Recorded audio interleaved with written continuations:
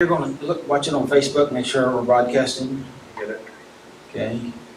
Well, I looked for Zoom and she says, well, look, we're live. It'll give me a notification. Yeah, we're once you get on not there. going to Zoom.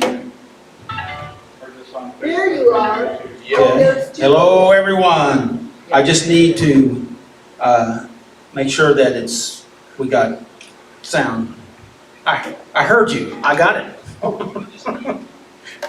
I promised myself back along some of the other problems we've had that I was going to check it no matter what. I am like President Reagan always said, trust but verify. So I'm trying to verify. So thanks everyone for being here that's with us today. I'm glad you're here. And we would broadcast if you weren't, but it's a whole lot better that you are, right? Yeah. And so I'm glad you're here. So any comments about the setup? Thoughts? You messed it up. We messed it We up. have to figure out what we're doing now. Yeah, well, you know. I'm probably shocked we haven't seen it before. Yeah, Is that gonna always be there? yeah. Are we gonna, Always is a long time. Are we gonna hang it? Are we gonna suspend it maybe, or? Well, we're not for sure because right now I'm moving it from here to over there every week. Oh. Until I get fixed up over there in a permanent and not have to readjust everything over here, then that's where we're at. And to you out in the internet land, thank you for being with us also, whether you're in the lives or in the restreams. And so, I don't know about you guys, but I want to do a breathing exercise. How about that? Because I need it, okay? And is it warm in here or am I just hot? You're just hard. I'm warm. Okay. Absolutely. This is on 7-1 over there. That thermostat doesn't work this air conditioner in here. Where's the new thermostat? Well, that's a new thermostat, but that's we got 2 air conditioners down here now, and that one's not ready to go yet. So where's the thermostat for the other one? It's over here on I'll this put it wall. over here on my desk, I'll put it on my table. Oh, it's on your table? Yeah. Okay, well, What? it's a portable, it's a portable. Remote control. It's on the table, does it give a reading? It's, You have to point it right at the eye to adjust it. Oh dear Lord, okay, never mind. Just give them the finger. Well, if you're so inclined, out in internet land, I want to make sure the pictures are right. Yeah, out in internet land and here, if you're interested, just put your hands on your heart and just let's calm down. Let's take a deep breath in through our nose and let's do it twice. Inhale once, inhale twice, and then exhale through your mouth. That feels better already. Inhale once, inhale twice, and exhale through your mouth. Now think of something that went well today, that you did well or happened or you experienced, something that was pleasant. And then inhale once, inhale twice, and exhale.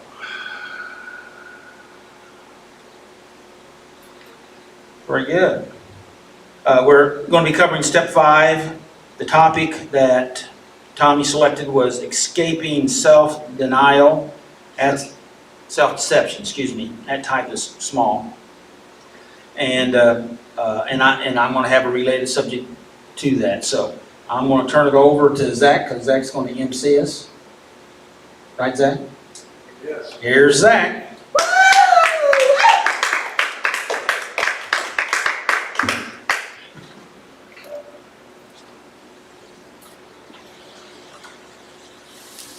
All right, well, welcome to Saturday Night Live. Everything is new down here, so we're gonna have to get used to some stuff. But we're glad you're here, and we're gonna get started. So Macy's gonna come read the steps for us, so please welcome Macy.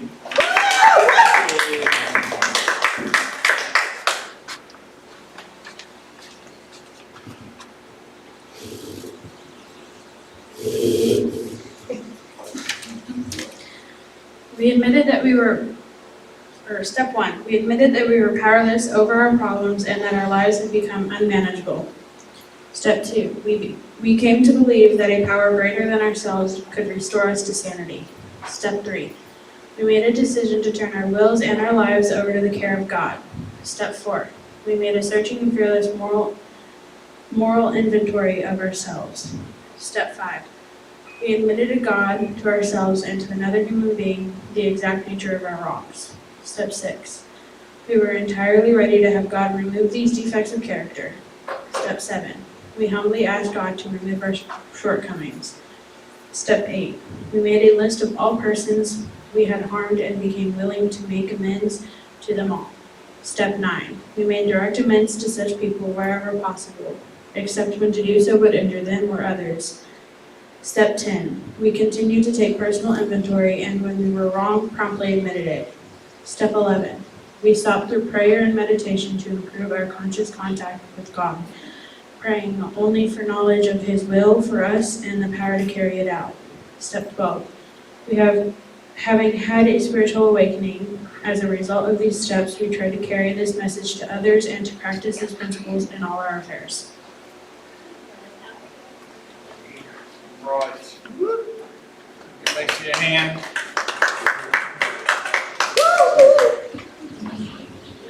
All right. If you're out there in internet land, we just invite you to come out and join us live. As good as we are. This is not. Sorry. So you miss stuff like that when you're not here. You know, as good as we are on the internet, we're better live. So you got to come out and join us live, and because we'd love to have you. They'll let me in, so we'll take anybody. Right? Amen. All right. So without further ado, Tommy's going to come and give the step tonight. So please welcome Tommy.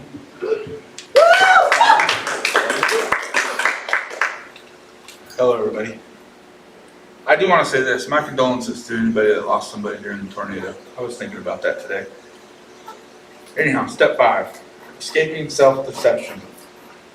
We admitted to God, to ourselves, and other human beings the exact nature of our wrongs. We may fool ourselves into believing that we can simply bury our wrongs and go on without ever having to admit them. In time, we all discover that those deeds we thought were buried once and for all were actually seeds. They grow and bear fruit. Eventually we have to deal with a crop of consequences and face the fact that self-deception doesn't work to our advantage. You will always harvest what you plant. Those who live on to satisfy their own sinful nature will harvest decay and death from that sinful nature. But those who live to please the Spirit will harvest everlasting life from the Spirit. Galatians 6, 7, and 8. If we claim we have no sin, we are only fooling ourselves and not living in the truth. But if we confess our sins to God, He is faithful and just to forgive our sins and to cleanse us from all wickedness. John 1, 8 through 9. Step 5 says goodbye to self-deception and hello to forgiveness and cleansing.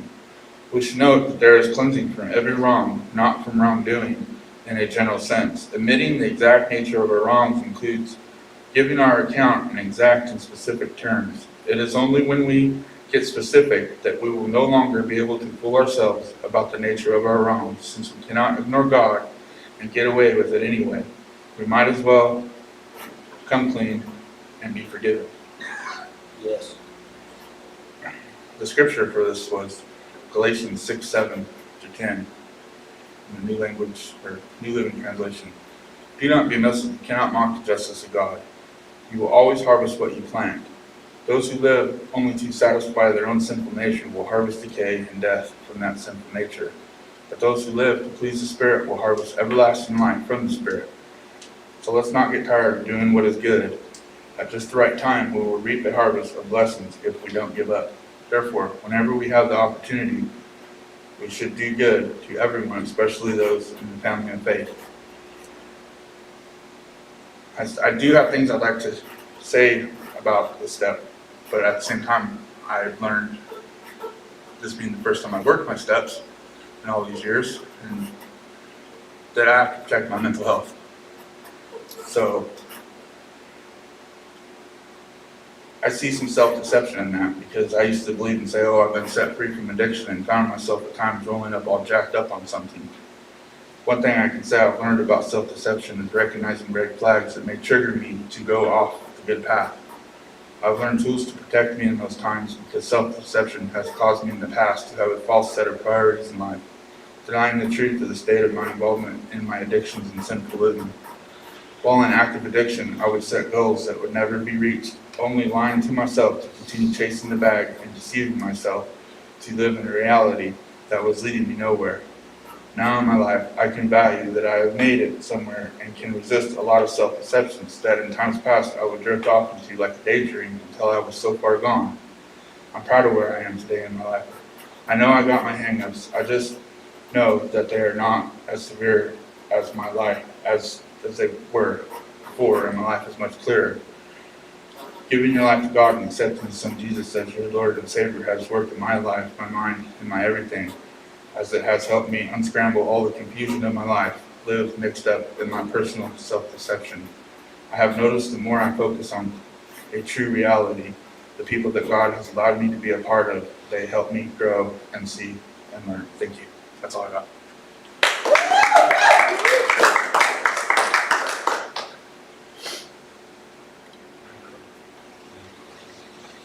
All right, thank you, Tommy. All right, we are going to keep moving.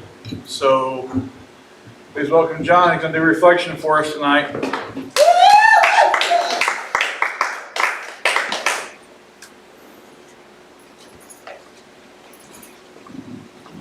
I find it's a lot easier to deceive myself than it is others, because others can see what you're doing and see what you're doing and not doing right, and you only see it from your area, but they see it from a different area, and it's very, very bad to deceive yourself. But it's best to own up to stuff as it happens, or as somebody tells you that it's happened. It's best to own up to it than trying to deceive yourself or deceive others. That's all I've got.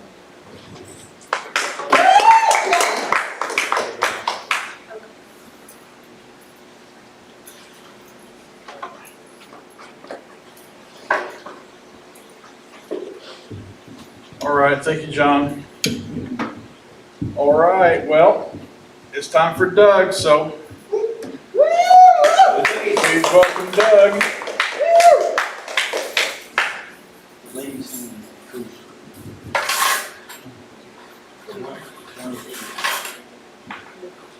All right, here's Doug. One more time, just because I like it. Let's go, Doug! All right. Thank you, thank you, thank you, thank you. Well, my normal procedure is to ask if anybody has any comments about what was shared there on the reflection or on the step. Any comments from anybody?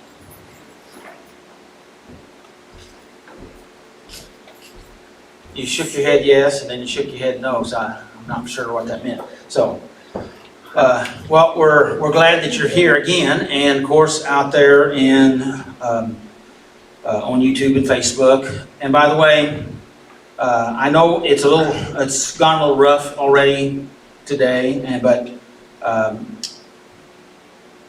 although we've already said some things that could be helpful, and I just encourage you to hit like or say something. Oftentimes different ones do say something. I haven't been able to get on the Facebook to see if there's been any responses, but anyway.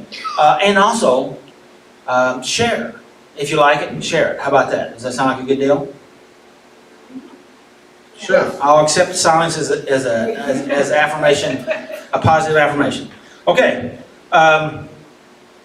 Tommy did really a good job on covering basically all the information that was in the information in the book and in the workbook. And so that was good, Tommy. I appreciate that. One thing that I didn't hear you say that I don't know if I also get information that's related to the Life Recovery Bible and workbook, not the workbook, but just the Bible, in some other related information. And I don't know if this information I'm getting ready to say is out of it or out of the Recovery Bible. And that is step 5 says goodbye to self-deception. And hello, was it in there? And hello to forgiveness and cleansing. I thought that was pretty good. Kind of like that. Okay. The Well, last sentence in that was and so I just thought that was really good. And self-deception is really a very powerful tool that sometimes can be used against us, but even worse, we use against ourselves. Would you agree with that? Yes. And the biggest problem is we're not even aware that we're doing it a lot of times. And that's why we're talking about it tonight, is to help you to pause and think, you know, if we just ask the question, maybe, well, could it be possible that I'm doing this? Maybe I see something from this perspective, and maybe it's not the healthiest perspective. How about that?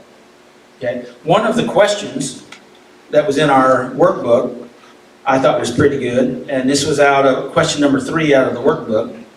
It said, ask 3 or 4 trusted friends to write 5 words describing you, your strengths, and 5 words describing your weaknesses. I didn't like that one. Me either, Tommy. Well, half of it was not so bad. No. But it does cause you to be vulnerable to even ask people to share 5 words about your positive or your strengths. Well, Preference helped me with that last night All right. because I had read it Monday and I was, never mind, going through something. And when I read it when I was going through that something that was real, I didn't like any of the questions. But when, I went through that something and I talked to Preference about it last night and I don't like none of the questions in there. I said, hold on. I read them again and I said, you know what? They're just fine. They don't bother me today. And because sometimes things, tap into us, and and some of the information I'm going to be sharing later, they make reference several different times about being resistant. And I'm sure nobody around here is resistant. Professionally. Professionally. Got 100% on that one. And so we will talk more about that here in a moment. But admitting the exact nature of our wrong includes giving an exact. You probably didn't like this one either, Tommy, but because it is a little challenging to us. How about that? I'll use the us word instead of being totally open about me. Okay, and so admitting the exact nature of our wrong includes giving an account of the exact and specific terms. I'll let you breathe on that for a second. What do you think that means? Being real with how messed up you were Well, and realizing it and changing it. okay, but it says admitting the exact nature of your wrongs, including giving, which we kind of go over that one pretty good. We're not so much there, but it kind of gets a little rougher, I think, in the rest of it. And giving an account in an exact and specific term or terms. I think this gets harder the more times you've done this. I mean, the first round, it's pretty simple. You you got some stuff that's right there, you can see it, you know what it is, you're like, okay, well, this is the stuff I've been lying to myself about all this time. There you But I go. think that the further along you are in your recovery, the more times that you've done it, around, I won't date myself, but, up there in the double digits, but, I think it gets harder to see the things that you are maybe, deceiving yourself about. You think, well, I'm past this, or I've dealt with this, and you don't really acknowledge that, I've got the skills, I know the tools, I know the lingo, I know how to work it, and so you think that you got it, until one day you realize you don't. And that's the absolute truth right there, because it's in that area that we're not even aware. And one of the reasons why I think that we're not even aware is because, hey, we've lived with it for so long. And because it's always been, pretty much, right? And so until we come to some of these crossroads and we work these steps, or we're in a conversation, or we hear something and it triggers some of these thoughts, then we go to looking at it. And the reason why, I'm just going to go ahead and say this, the reason why I believe they want us to give a full and complete accounting is so that we know. Because you can't deal with something that you're not aware of. Now, it's not fun, it's challenging, and I was going to try to lighten it up, but the reality is, every time that happens, you're overwhelmed. Because now you realize, I've been doing this all along. I thought I had it all together, and everybody else has been seeing it. Now I'm the last one to come to the awakening. At least that's my interpretation of my process. What do you think? Yes? Yes. And the question is it in our best interest to wake up and see our stuff? We're going to go with some of the information that Tommy talked about. I haven't got to the other stuff yet, but we're just still in the step study. And he's talked about that our deeds that we've done in our life, they are forgiven. Yes, they can be forgiven, they are forgiven, but there are consequences for those things, because those deeds are like seeds that's been planted, and things grow. And so, tying that statement in with what I just said, coming to the awareness that we got stuff out there growing, and maybe we can eliminate some of those consequences by dealing with it early instead of late. Or until it comes up and bites us somewhere. Right? Okay. So what do you think about that? Any comments from anybody? Oh no, with me it's easier to pick out the wrongs. I can give you list upon list of wrongs I do. But now I have to ask somebody else about I might be able to get one positive, but I have to start asking after that first positive. And that's what this question number 3 is about, is 5 words that are about my strength and 5 about my weaknesses, and then you process them. But the rest of the story here is we oftentimes, it's easier to see our flaws, but this is going a little deeper than just seeing our flaws. Okay? It's accounting. In other words, what was it that was driving me to behave this way? Okay? Because see, reality is, everything that we've done it in a search to fulfill some sort of need that we have or we think we have. Does that make sense? Yeah. Did you understand what I said? Yeah. Okay. So our survival mechanism is to avoid pain and seek pleasure, and so everything that we've done, we thought it was either avoiding pain or seeking pleasure, and which it helps us to survive, which is a good thing. But the trouble is, sometimes our survival mechanisms, maybe it did help us to survive, so I'm thankful for that, right? You survived. But the rest of the story is we keep using that same tool over and over when we really need to come online with some new and healthier tools. That's the reason why we're doing steps and talking about it and letting people reflect and things like that. In other words, if you own tools, the hammer, every problem today. That's what Abraham Maslow has to say about it. Yeah. And so, any other comments before I go on? I was thinking about when you stop doing those things and planting those kind of seeds and doing things, differently, but are somehow not doing the same thing, doing stuff the same way you were when you was planting bad seeds. Does that make sense? Say it again. Like, you're not out planting the bad seeds Right, as got that part. much as you were, right? Yes, as much as you were. Got it. And now Good. you're planting more good seeds, Yes. but you're doing it with the same approach as when you were planting the bad seeds. Is that too much for you? Okay. Yeah. And you want to define what you mean by approach. Yeah, just the way you go about doing it. In other words, using force to get your way. Is that what you're talking about? Yes. Okay. All right. Well, you're heading in the right direction, right?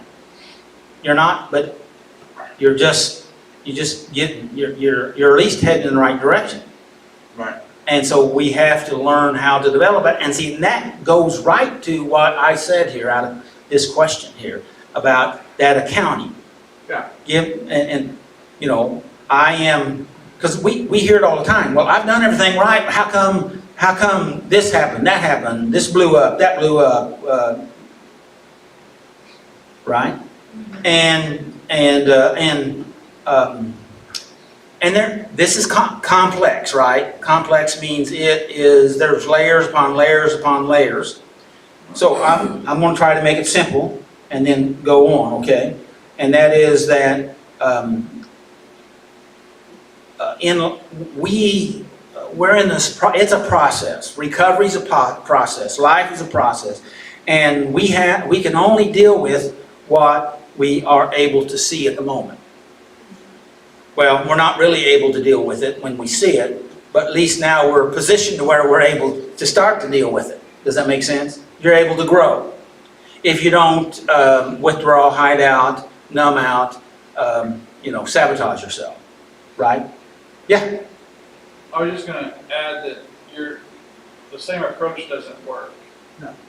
So you really can't, not to disagree with you, Tommy, but you really can't use the same approach to do the positive as you did the negative, because you won't get the result. Makes sense. So if you can't use force, manipulation, and all those things that we did doing the negative stuff, because you won't get any positive outcome. True. It doesn't work that way. It was a thought. And that's a good thought. Yeah. And actually, I think Zach said it a little more clearly than I did. The rest of the story is, it's a growing process. And we have to grow in that. So making those changes, even though you're using the same tool, okay, you're wanting to have different results. You've got a different goal in mind, but you're still forcing or beating or threatening or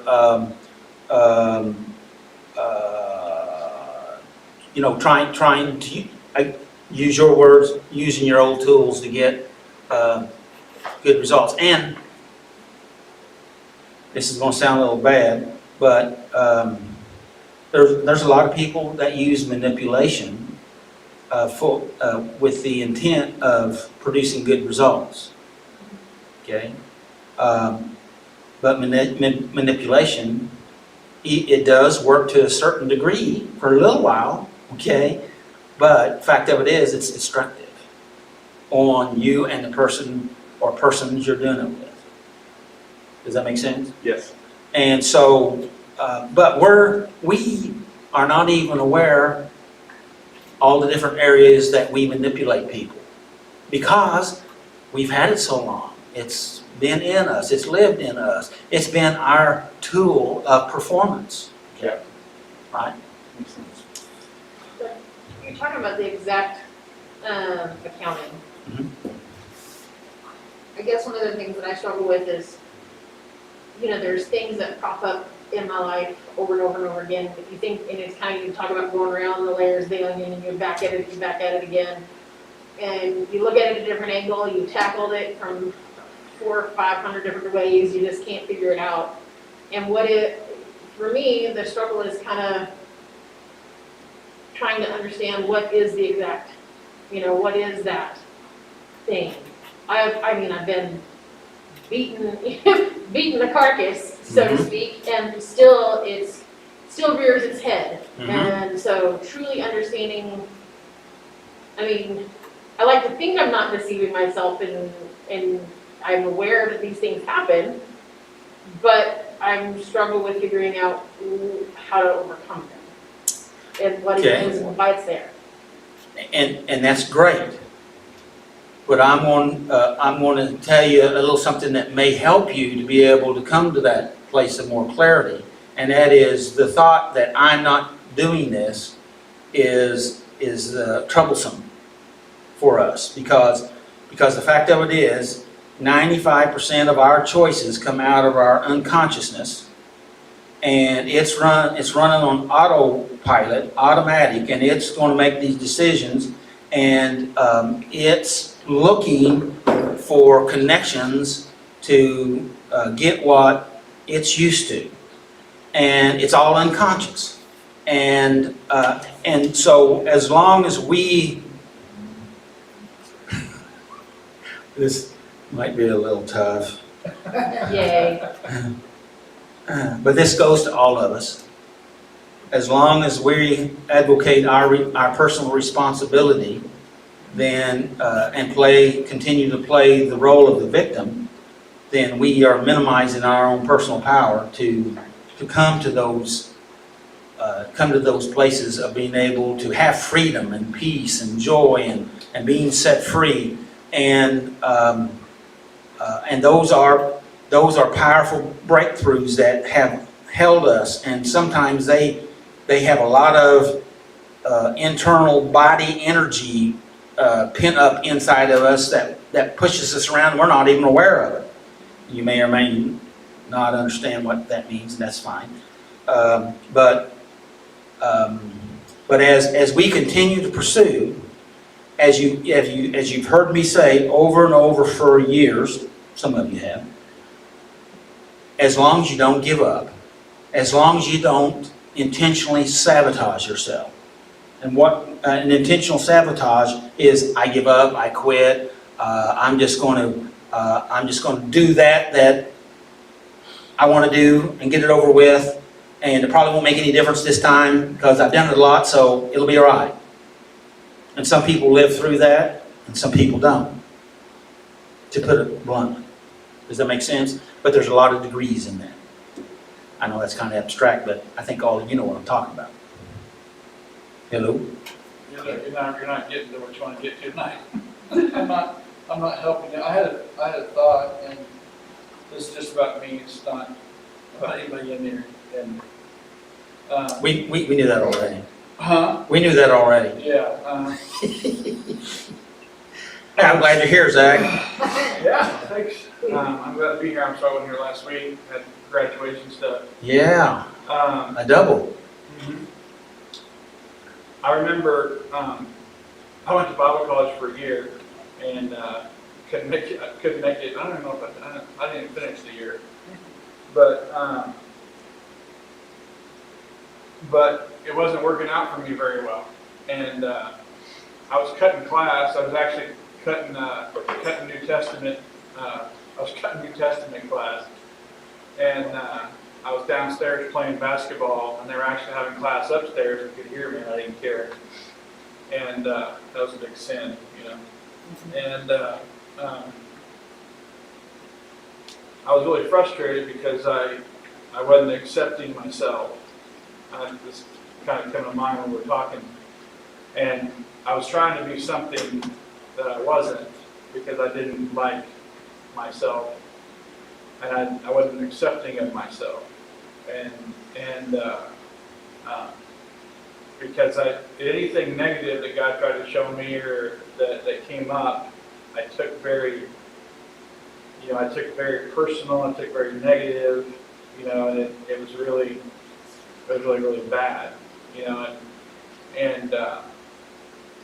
but that's not why they were coming up, it wasn't to come up to show, God wasn't showing me these things in my life because he was trying to say that I was rotten or that I was a really bad person or anything. He was saying, hey, you're asking for my help with these things. Yes. If we work here, you might get some of these things took care of. Yes.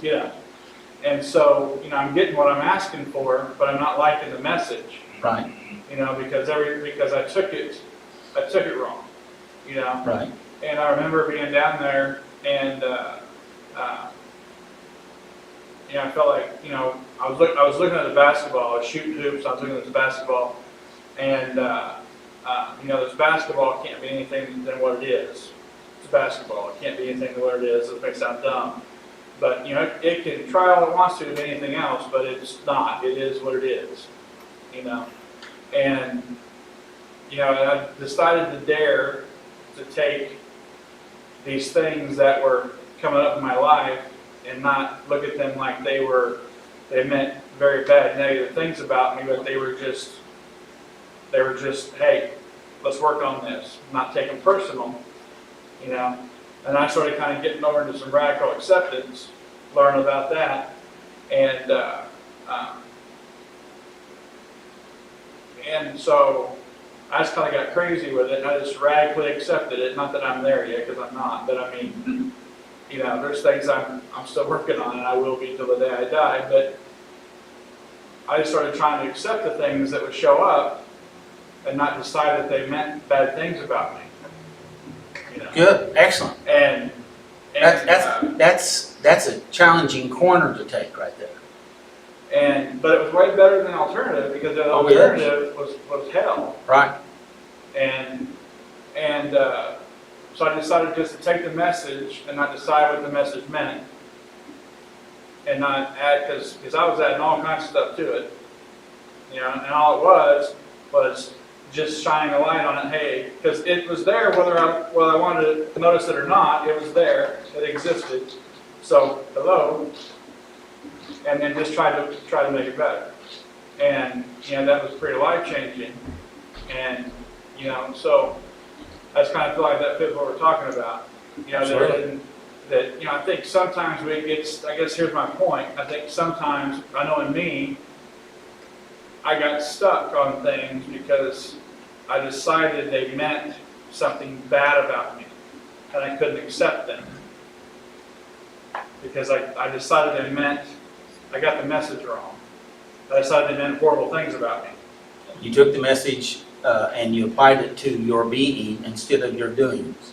I decided that, it was a sum of who I was, and not, hey, I might need to work on this a little bit. Because the reality of it is, it's not who I want to be. And so I think a lot of times we sabotage ourselves by, we ask for help, God shows us something, for whatever means, and then that's scary because we decide it means that we're terrible, and then we can't accept it because of the label we put on it and how we feel about it, instead of just asking God for help with it. And then we start acting like God or God's helper to And punish then- ourselves. and How'd that work out for you? Huh? How did that work out for you? It was not good at all, and it was funny because that was the most profound thing that ever happened to me in the whole year of Bible college, was standing there playing basketball, was that message. And so I quit trying to decide what those things meant, and it wasn't easy. I mean, I had to work at it, but I just tried to decide that it didn't mean that I was bad or terrible. It was just something I needed to try to address. That's great. We need to we need to have you when you talk, and anybody maybe what do you think about this? Because I'm sitting here listening to you, I wish that you were in the camera, what I'm trying to say. And so, you know, we'll talk more about that later,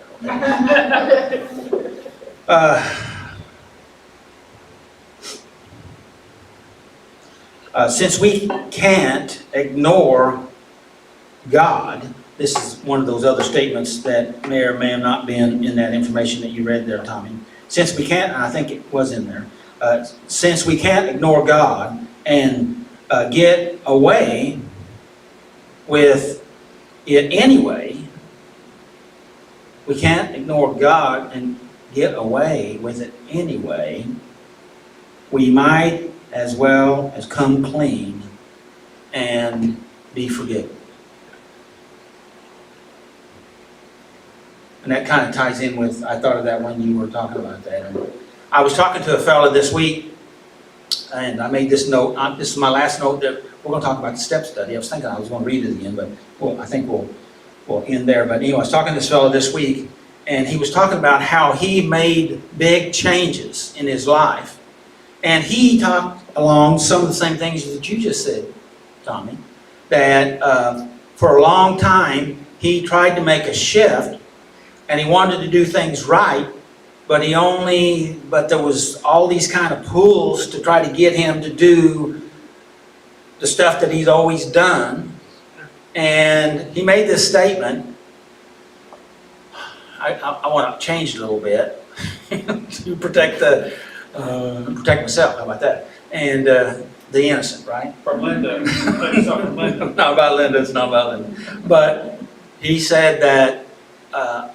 He said, I finally realized that I was stealing stuff to get me what I wanted, and I realized every time I did that, and he indicated he did it a lot, it always ended up costing him more money in the long run. And it took him a while to figure that out. And he was talking to me about this guy can do this, and they said they would do it for him, and they won't get in trouble with it because of their connections, and so they won't know if he does it for me. But I said no, I just don't think that would work out very well. And he was talking to me, and I said, I think that was a good decision, because you just don't know what's out there. You don't know what's going to happen. Besides that, you know that it doesn't work out well for you to do those things. Maybe it'll work if I just do it one more time. Just this time will be all right. And those are very difficult issues that we have to come to, and that's where we have to come to the places. What's really, really, really, really in our best interest? And that's what step 5 here is all about, admitting to God, to ourselves, and another human being the exact nature of our wrongs to help us to go through that. And it's a very powerful step. So, any other comments? If you have a comment, come on up here and give it. Now we don't have any comments. Boy, that's not going to work out very well either.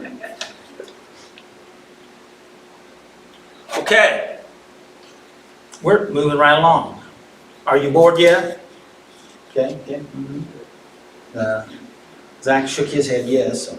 I said no. Oh, maybe he was looking at your phone or something. I don't know. Yeah, see, that's that phone thing. Yeah.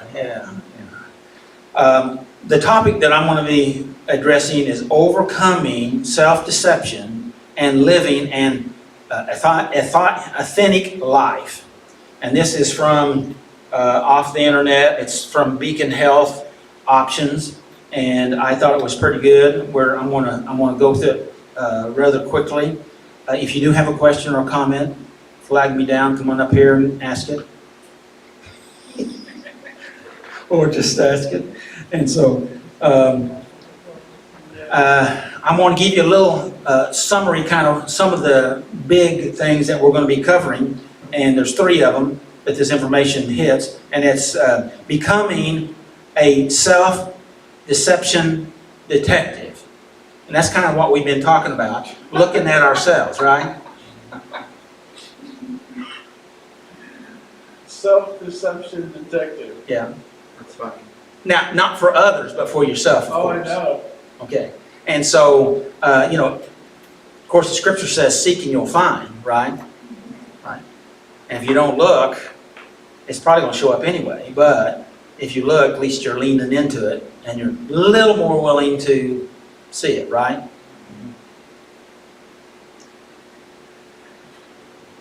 Okay. Number 2 is, Forgot what it was like to be live in this room.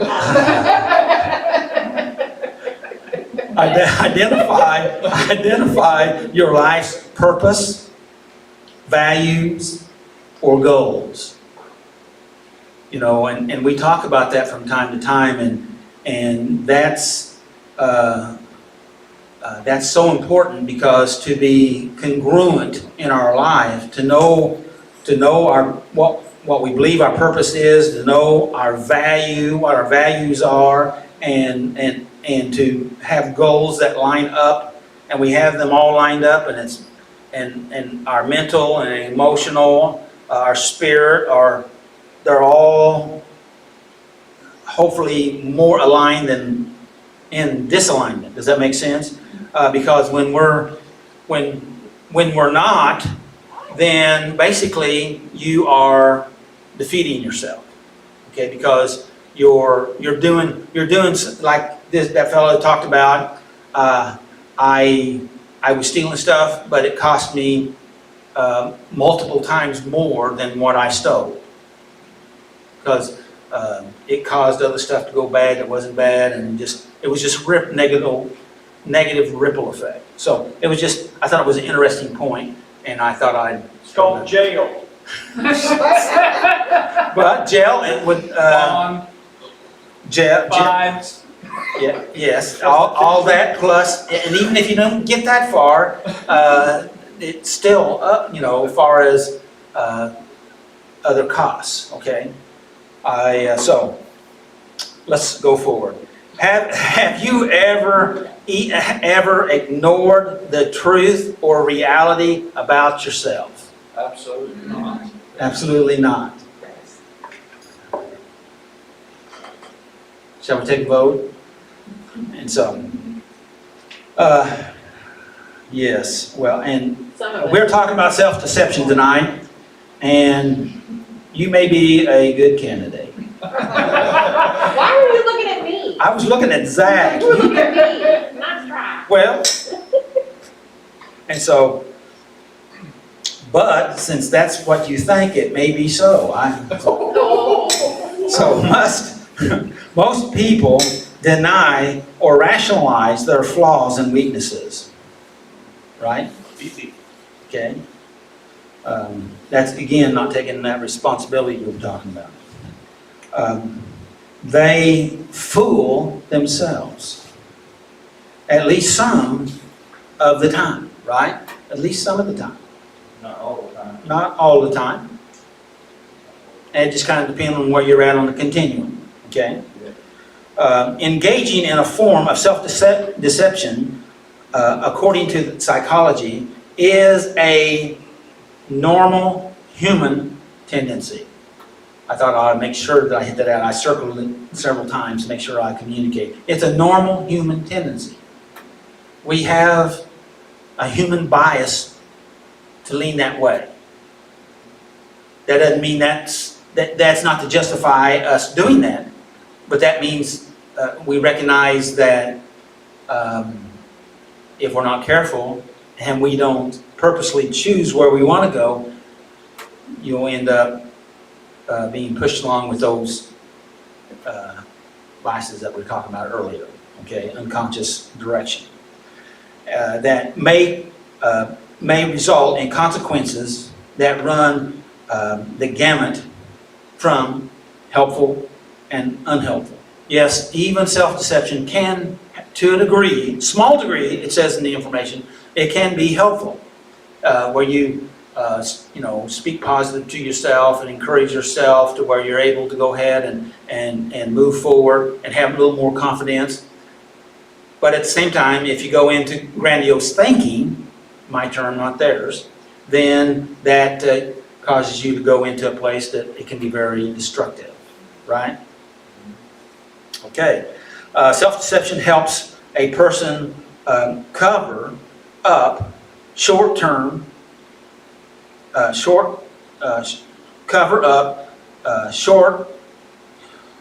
having a problem here. Self-deception helps a person cover up shortcomings, that's it, shortcomings, and is a coping strategy for negative, uncomfortable emotions. It is a way of thinking that allows a person to justify false beliefs about himself or herself or others. Okay? Did I mess that up enough where it clouded it? No one is immune to self-deception. And most of the time, we are unaware. Okay? And that is, what I'm talking about here is what is self-deception. I forgot to give you the title. I'm going to jump to the next title, and that is recognizing self-deception. Okay? And I have 4 areas here that they've given that were identified to help us to recognize places that we deceive ourselves. They include money, relationships. I looked at everybody. Work, and body image. I need to look at everybody. And so, money, oftentimes we measure our success and our worth by material goods, and if we continue to have that mindset, what oftentimes will happen is that we start getting things on credit and we end up in a mess, right? Because we feel a need to, we think that the material goods or material substances, we think that that's what gives us happiness, and it basically ends up robbing from us. We rack up debt. Relationships, if you're looking for someone to bring happiness to you, okay, you're looking for your happiness on the outside, externally, okay? Your happiness is not on the outside. I know we've all heard that over and over and over and over, right? But, as the old country western song says, you're nobody until somebody loves you, right? That's what it says. But the problem is, you are you, and that you need to recognize that you're not going to find happiness just because you have a relationship. In fact, sometimes I think I'm going to stop right there. And so, yeah, well, the other stuff I said was risky, but that, working, while work can be a great source, and these other things can be a great source, money, relationship, and work, can be a great source for satisfaction, but identifying that you're only as valuable as what you do in the work arena shortchanges you. It's a dangerous thing to do. And it's really easy to slip into. But when we fall into it, then we lose the aspect and the values of the things that are in our life, the relationships, the community involvement, the self-care, and how many times have we heard people say, well, I don't have time to do self-care because I'm working all the time, right? How do you get ready for work then? Yeah. And so we need to we need to recognize that work is good. And so we need to do self-care and many other things to help ourselves. The fourth one is the body image, believing that we're only acceptable and or happy if we are a particular way, and so then we're continually punishing or shaming ourselves, very similar to what you had said a while ago, Zach, about this statement, and then you were you actually were dumping even more shame on you, and oftentimes we shame ourselves with the idea, which is a good intention because you want to get better, but the fact of it is you're using destructive tools to try to do that. Any questions? Okay. Positives from self-deception. I think I already touched on that. Harmful effects of deceiving yourself. However, self-deception can also be a breeding ground for failure, missed opportunities, unhappiness, loneliness, depression. Okay? Self-deception. Just kind of help us understand a little bit more about it.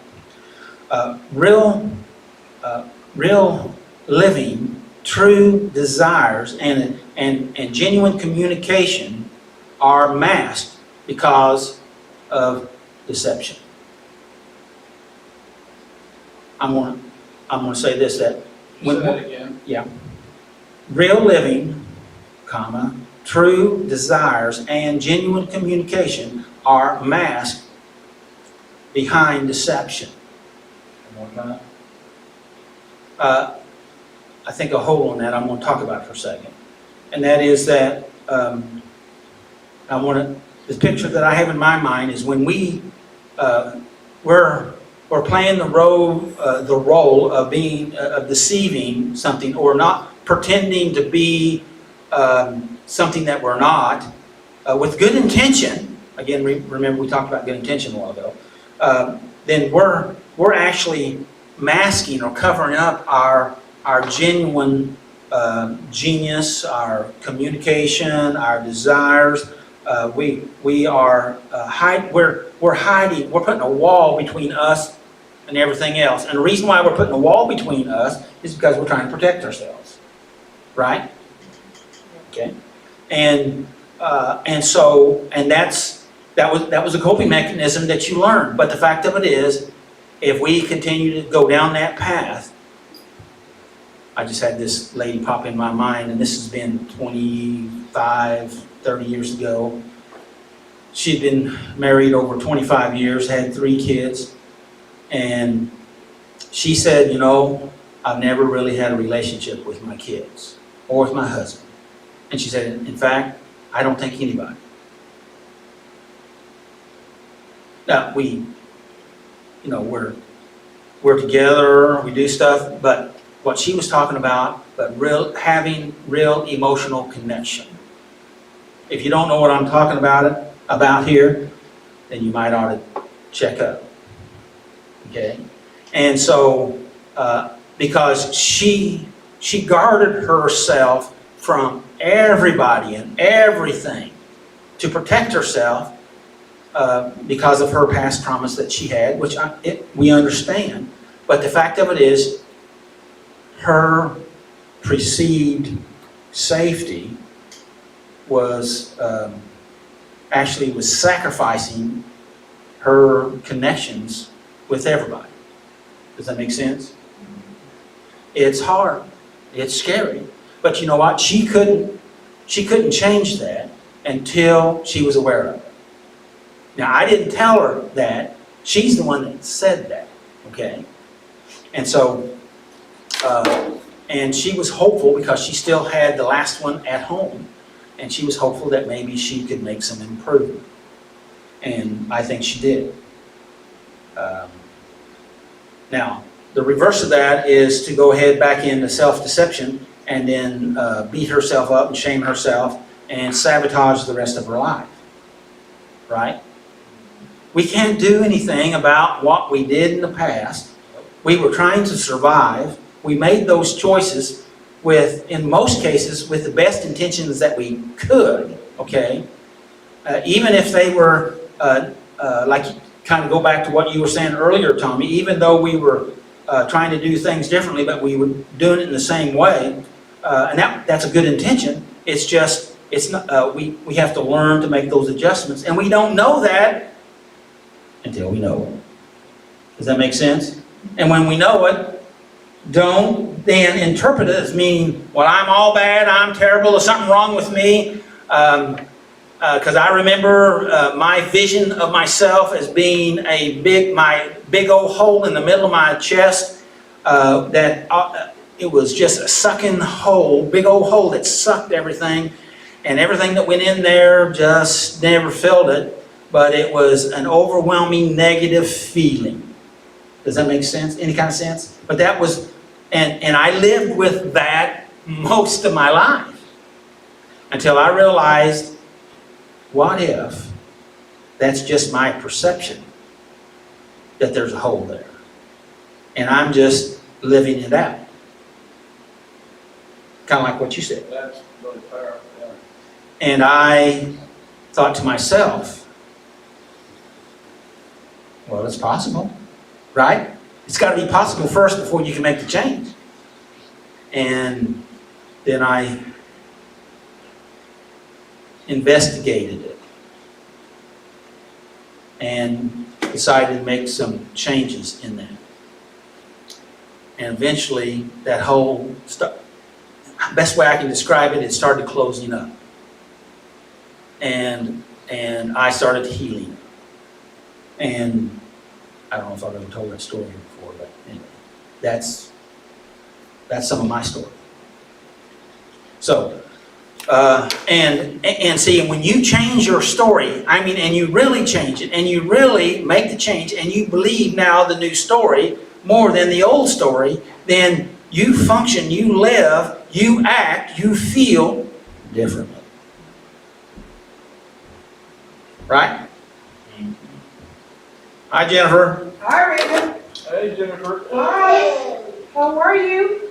We're doing good. We're glad you're here. Thank God. I'm glad you're here too. All right. I hope we graduate. Let's see, where am I at? Oh, there we are, yes. We're on number 3 here, and I put a red mark beside it, means I really thought it's good. And that is, be aware of your self-talk. Yes, be aware of our self-talk. See, we should be our best friend instead of our worst critic. Yes, I'll say that again. We should be our best friend and not our worst critic. Yeah, Okay? it's true. We should talk to ourselves as somebody that's important and valuable, because you are, and you need to treat yourself that way. But as long as you see yourself in a similar fashion, like I was describing a while ago, you see that, so you're just going to treat yourself.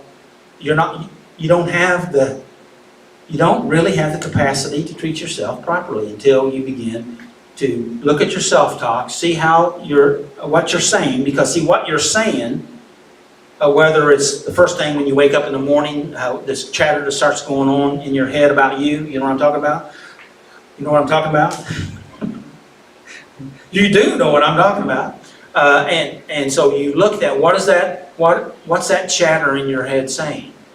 Is it encouraging you? Is it speaking positive, loving, affirming you? Or are you beating yourself up? So we need to check our self-talk. We need to be our best coach. We need to support ourselves and get support. We need to encourage ourselves, and we need to be connected with people that will support us and be positive. Yes, Zach, you want to come up here? You live out of your perception of yourself Right, every day, every day. and you whether you want to believe it or not, the self-deception, you judge every interaction through that filter, That's correct. and it's, you may have a negative interaction with somebody and you may perceive it that way, and it may not have anything to do with you, but when you feel that way about you. We don't want to miss that point. You said may, I'm going to say probably doesn't have anything to do with you. And I used to have this sign in my office at work when I had an office, and it used to make people mad because it said, it's probably not about you. That's basically what it said, and people used to get mad about that sign.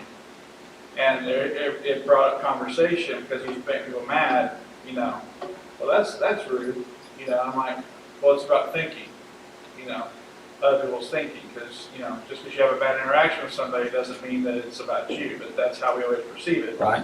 And whenever, I remember that before I had worked on my stuff, and not that I'm done, but I used to view myself as, dirty and damaged because of all the abuse and the mental, physical, sexual abuse and everything. And so that's what I thought about when I went to bed, because you keep yourself busy and keep your mind on other things, but then when you're going to bed, you're not busy. So it kind of comes in. And when you wake up, you think about what you were thinking about when you went to bed. So it's when you go to sleep, that's what you're thinking about. It's when you wake up, that's what you're thinking about. And, or at least for me. Yes. And then, that's how you're starting your day. And that's what I've talked about in my story before. And it's kind of like, I got out of bed and I would reach over and grab this, this imaginary coat of shame, and I'm putting it on because I'm going out in the world with that self-perception. So I'm not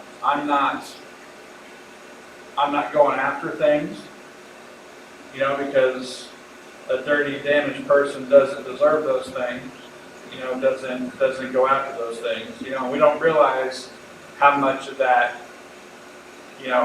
takes away from us. Because we don't think people can see it or anything else, but it robs us of a lot of stuff that we don't even think that we hold back. We don't, we're not outgoing, we don't talk to people, we don't, it robs us of all kinds of things. It robs us of, jobs or friendships or just. That's that mask that they were talking about. I mean, it's if you dare let yourself think about it, it's pretty crazy what that does. And when I was laughing at your when you said self-deception detectors, I wasn't laughing at your statement. I was just, because it's like a hammer. It's extremely healthy if we would be willing to do it. Yes. And but it's scary. And I work with people. And I'm not saying that I don't have any self-deception, because I know that I do. Okay, I know that everybody does in some form or fashion, but I deal with it every day. And this can go as far as to it can kill you. Like if you go to the extreme level of, like, whether you're in a relationship and the person saying, oh, well, he'll change, or, that self-deception, or, well, I don't deserve anything better. Those types of things. Or if you're sick and you won't, well, I don't deserve to get treatment and get better. It's really crazy if you think about it, what you can do to yourself if you don't check this. And that's absolutely right. You remind me of some research that Jordan Peterson cited several years ago that they checked North America as far as how often people take the prescription drugs that the doctor gives them. And I think I think it was 60%, that they would follow their, what the doctor said by taking the full prescription and do what the doctor said with their medication. 60% of North Americans would go ahead and do what they're supposed to. But if they took their pet Yeah. to the vet and got some medication for their pet, they would follow it to the T. Yeah. Now, I don't know if that was 100%, but he indicated it was very high. Yeah. And so that says, well, his interpretation was, and I agree with him, that that says that we love our pets more than we do ourselves. Yeah. Sure. I know people that they're animal leaks and they don't.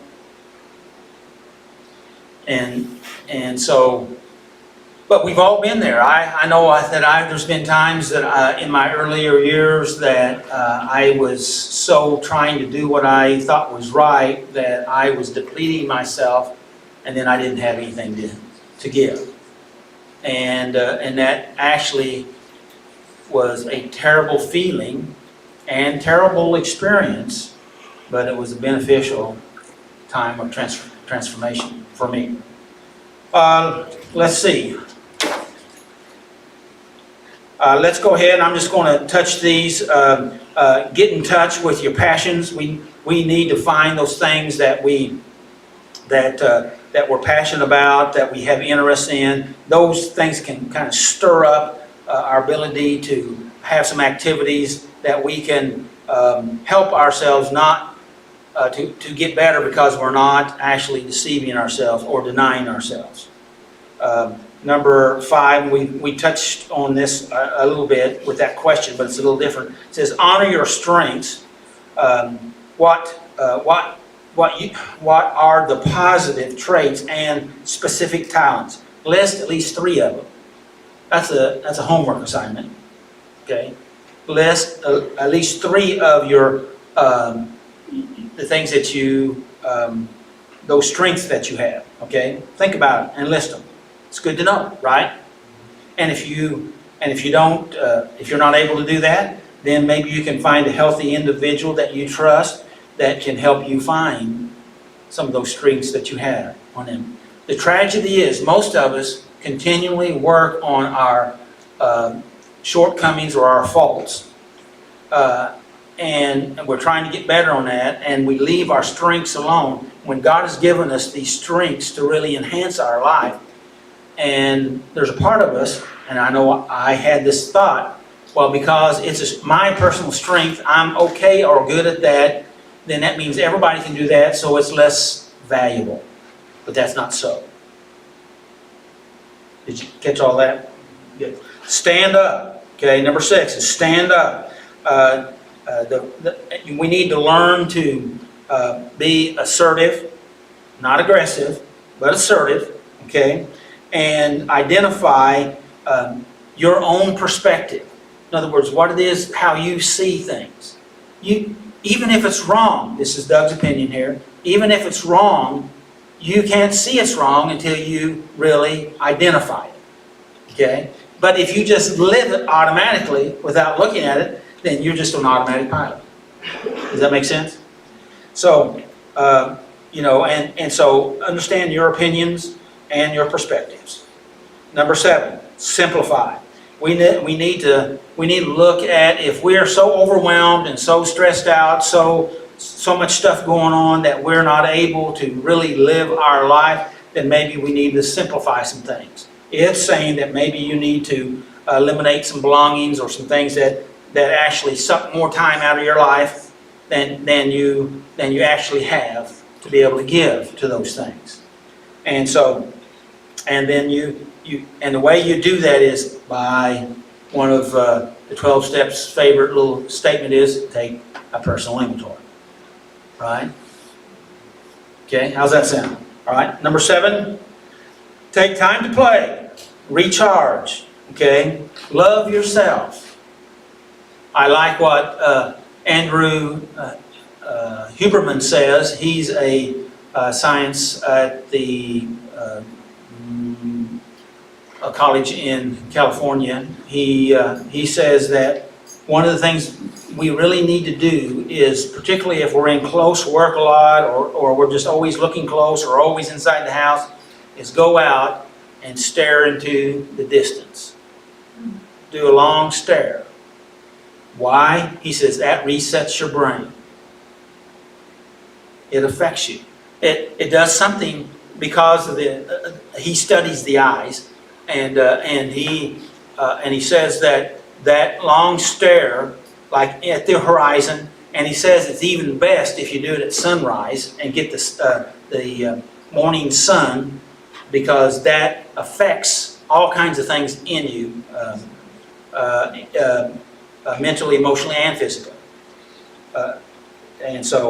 But he says doing that, even if you're sitting in a classroom and you're able to look out a window, or even if you just close your eyes and imagine that you're looking way out there, what that does something to your brain to let it relax just a little bit.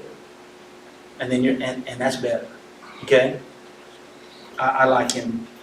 He's on YouTube, and I think he's on Facebook a little bit now, and he's on Instagram, and so I like him. And if you, number 9, seek help if you get stuck. Right? If you get stuck, find someone that's healthy and that's safe, that you're able to talk with, whether they're professional or whether they're a sponsor or whether they're a close friend, that's someone that can help you to process. Questions? Be careful who you choose. Be careful who you choose. And that's a learning process, learning how to be careful. Okay? So when you start learning things, you make mistakes. It's just the way it is, because that's the way learning is. Yep. And you try to learn by information and by observation as much as you can. But the rest of the story is we make mistakes. And you're not a bad person for making a mistake. You just made a bad choice. Right? So choose again. Right? Any other comments, questions?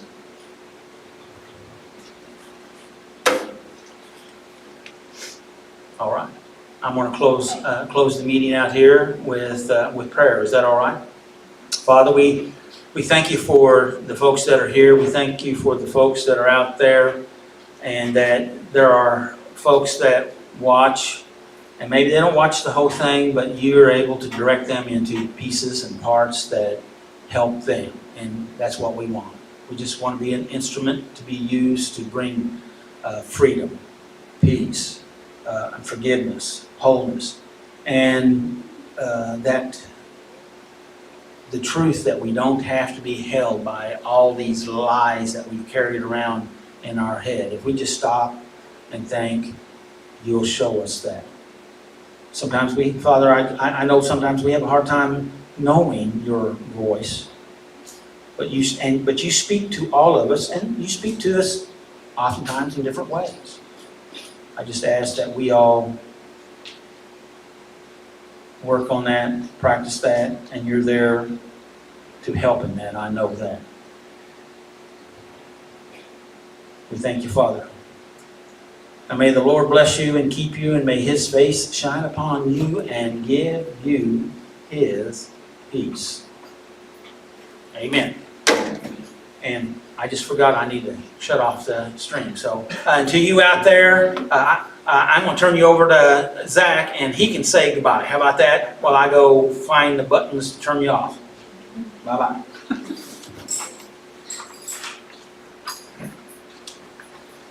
So we're still getting the hang of all the changes here, and I had a quick thought while he's doing that. You know,